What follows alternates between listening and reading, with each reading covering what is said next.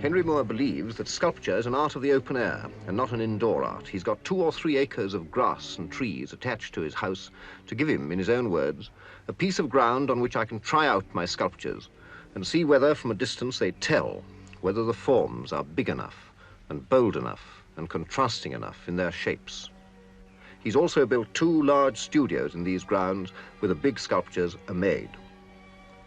The house and its grounds are in Hertfordshire, and here he lives quietly with his wife and his daughter. Moore himself doesn't buy works of art. It's Mrs. Moore who does the collecting, and the place is packed with pictures and sculpture. Paintings in every art corner and sculptures on every available surface. A case in the hall holds a collection of Aztec and early Mexican work.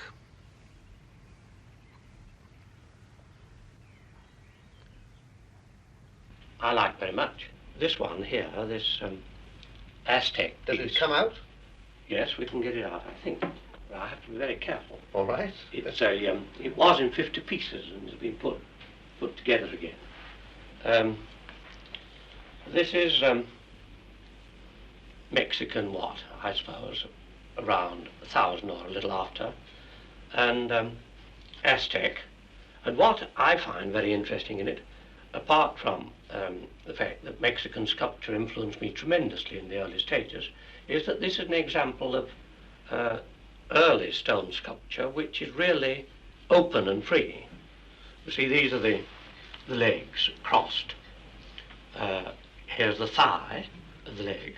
This is the arm, and this is the body. But the whole thing giving you a space under and through, supporting, as it were, by space, the huge weight of the head, and yet architecturally strong, and yet free and open. And that, for me, is a remarkable sculptural invention. I think you'd better put it back now before it shatters into another 50 fragments. Makes me nervous. And me. Tell me about this one over here on the left. Oh, this is Mexican as well, but a different culture from the other. And I think a very fine piece that I'm staggered whenever I look at it, as now, at what kind of remarkable authority and presence that head has got. The head in particular is what moves me very, very strongly.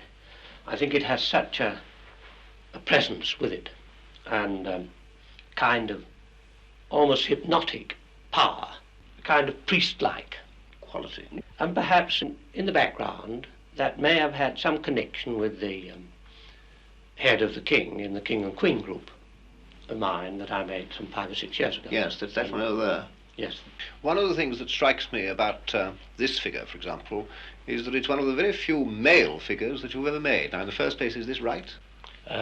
Yes, I think I've done about 3 or 4 male figures out of the hundreds and hundreds that I've done, the sculptures. And now you mention it, they practically are all women. In fact, my subject is a female figure. Why? A woman. I don't know, it's just that that's what I'm interested in. But why, I don't know, and I don't think I want to know. All right, now why not? Well, perhaps I can explain. Recently there was a book published on my work by some Jungian psychologist, a very good writer named Neumann. I think the title was The Archetypal World of Henry Moore. Yes. And he sent me a copy, which he asked me to read. But after the first chapter, I thought I'd better stop because it explained too much about what my motives were and what... and I thought it might stop me from ticking over if I went on and knew it all. So I prefer really to not talk about one's work too much, not to try to explain it too much. One can say things that don't matter about it, yes, but to try to go into what its deep motives and reasons are, I think might stop one from wanting to go on. That is, perhaps if I was psychoanalyzed, I might stop being a sculptor. I don't know, but anyhow, I don't want to stop being a sculptor. Are you suggesting that it's impossible to talk about art, and that this program we are concerned with, for example, is useless? No, not at all. what I'm now I find I look in at this program very often, and for instance, the one you did on Lawrence Durrell, I found that after it, his books meant a bit more to me than they had done before, that it gave me a clue about him, and it made him as a person real, and therefore his works more real. Yeah. In that sense, I think it's very valuable. And again, too, one can give a tiny clue, perhaps,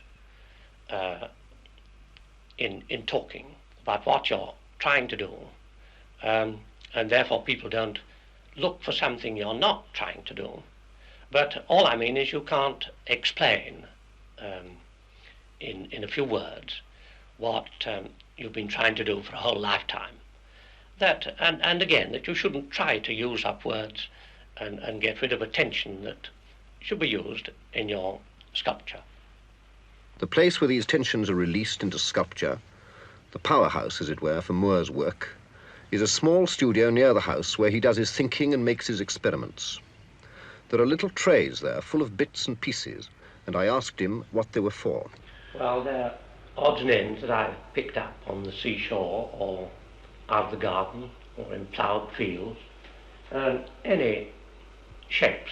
To have a collection of things like this around you means that if I just walk in here in the morning, there's something that will get me thinking or started off about shape, about form, which is what, of course, sculpture is. In fact, any kind of shape which catches one's eye at any time, I pick up and just save or keep. And you see, sculpture is purely this interest in form and shape, not in literary ideas or that kind of thing, so that anything is grist for your mill. Any shape whatever, people, trees, the clouds, any shape whatever is a possible starting or excitement for him. There are experimental shapes all over the studio shelves, models and maquettes, some of which have remained what they now are, some of which have been hammered and cut and moulded into the big open-air pieces. And there are scores of mother and child pieces. Despite his earlier reluctance to talk about his main themes, I persisted a little, asking him why this mother and child subject had always so occupied him. I wouldn't really know. I do know that it has been one of the two main themes. That and the reclining figure. That and the reclining figure. And perhaps it isn't as much now as it used to be, but at one time, almost anything I did turned into a mother and child. Why, I don't know. It's just a theme that at one time obsessed me. There must be some reason. Yes, I agree. What is I don't know it. I brought with me this book with a photograph in it which I marked of your own Madonna and Child at Northampton. Is it a Madonna and Child or a mother and child? Is there any difference between them? Well, there is a difference, and I tried to make the difference. I felt very strongly that there should be a difference between just an ordinary mother and child and the Madonna and Child. But in this I tried to give some sort of hieratic stillness, some kind of permanence about the whole pose, some sort of looking out onto the world, but how much happened I don't know.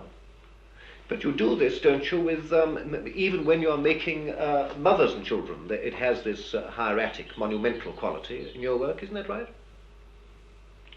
Well, not as much, I don't think. I mean, sometimes I'm not concerned with that.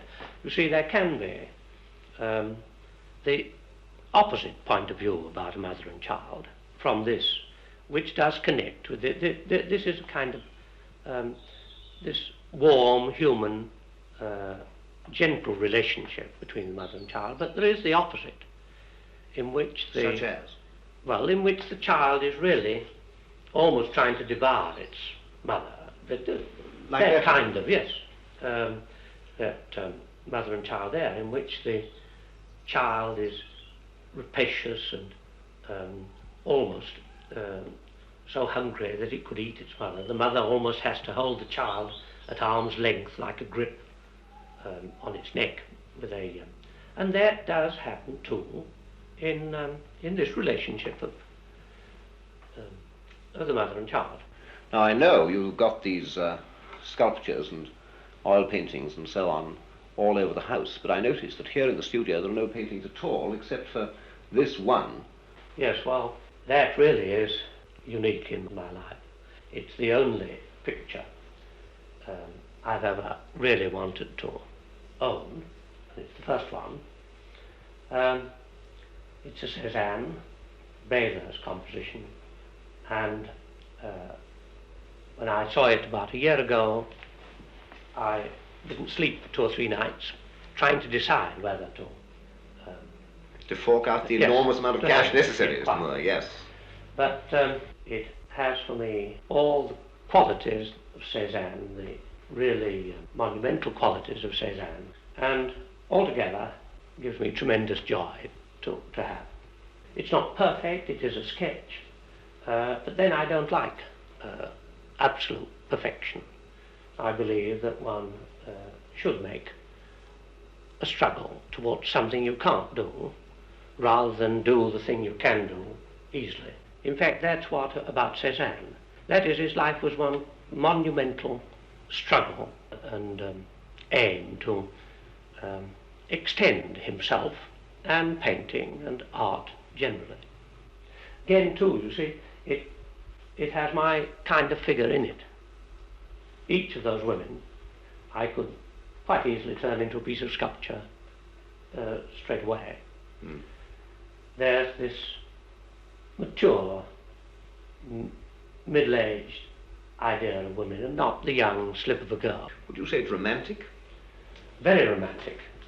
Take the figure on the left, the one with the back almost like a gorilla, so wide, and yet with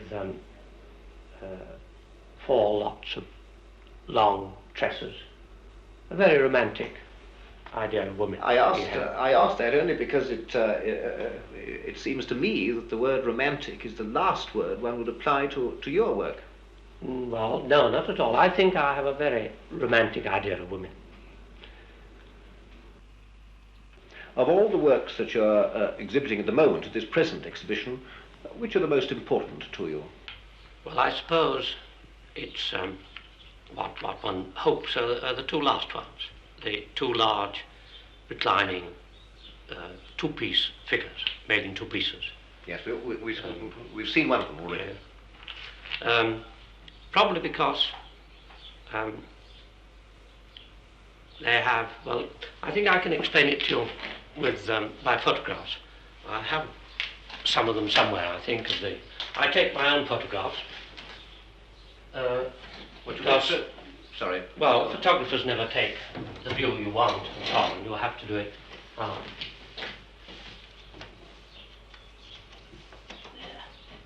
You photograph all your sculptures? Practically all. Just to be sure that it is the views that one wants. This is it.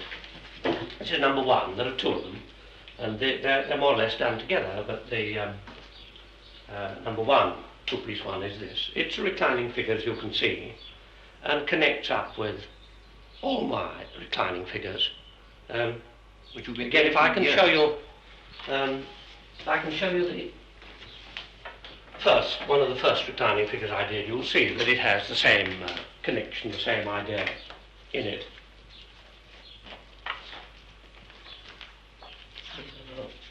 It's 1928.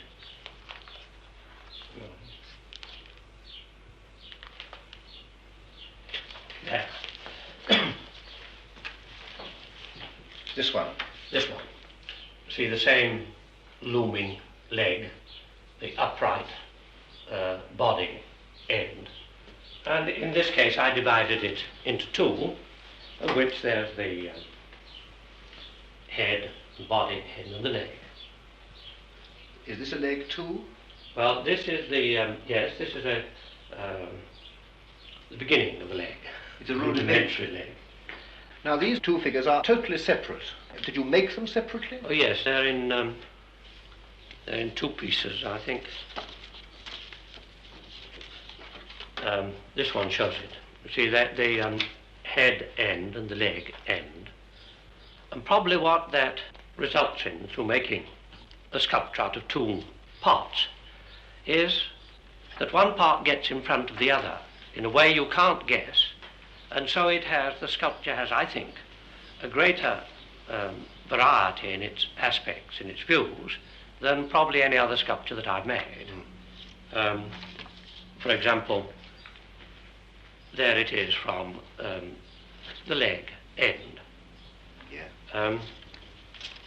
This sculpture was a mixture. It's a mixture of the human figure and landscape. And this one perhaps shows what was in my mind, the connection with mountains.